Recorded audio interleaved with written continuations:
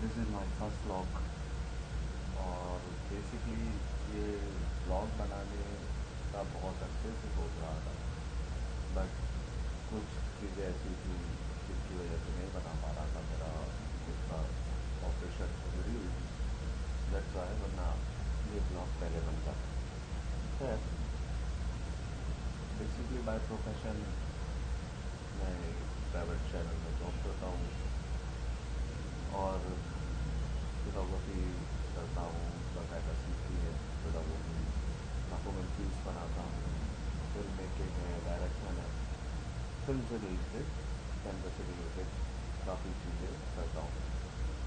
Blog करने का मकसद सिर्फ ये है कि I am a big fan of unfortunately उस बंदे का काम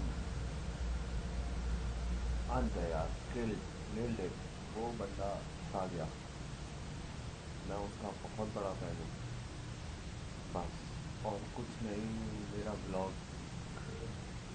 बनाने का मकसद सिर्फ और सिर्फ फाजिल जो है, मुझे पैसा नहीं कमाना, बस एक अपनी स्किल्स डेवलप करनी है।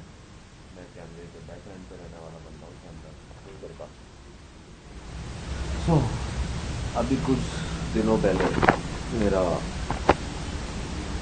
चौकंडी का बुसान जाना हुआ, तो सोचा उधर की कुछ वीडियोस बना लूँ। तो बेसिकली चौकंडी का बुसान एक आसार कदीमा है हमारे पाकिस्तान के लिए, सिंध के लिए, जो नेशनल हाईवे पे ठट्टा से कुछ पहले पड़ता है, और ये 600 साल पुराना कब्रिस्तान है। इसमें चौकियों कबीले के सरदार और उनके वॉरियर दफन है। मुग़ल ख़ानदान के दौर में था ये चौकियों, जो इंडिया से, राजस्थान से और गुजरात से आए थे यहाँ पे, उनकी कब्रें हैं बेसिकली।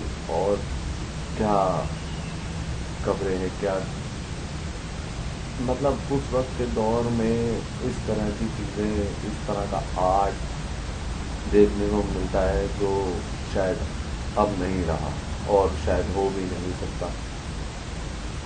दंग रह जाती है वो सब चीज़ें देख के कि अकल कैसे कर दिया उन्होंने ये सब। उधर की एक स्पेशलिटी है, जो उधर के जो वॉरियर्स की कब्रें हैं उन पर तलवारें बनी हुई हैं, और जो औरतों की कब्रें हैं उस पर जेवरात बने हुए हैं। ये इंडिकेशन है। इसी तरह से वहाँ पर बलोचों की भी कब्रें हैं।